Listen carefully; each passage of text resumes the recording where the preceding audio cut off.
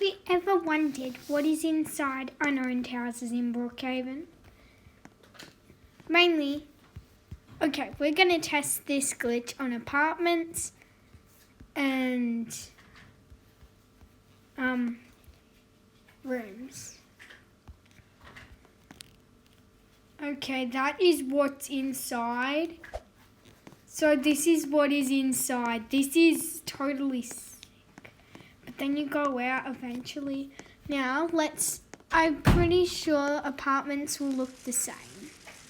This might go viral. You never know.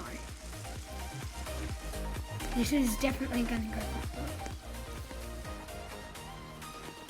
viral. Okay, so no one owns this penthouse. Oh, it didn't work this time. Let's try putting it in more.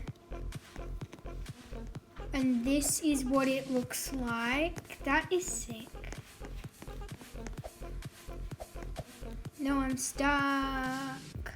Wait, first you want to get rid of this. Ooh. Reset. This video is gonna go viral probably. And that is what's inside unowned houses in Brookhaven.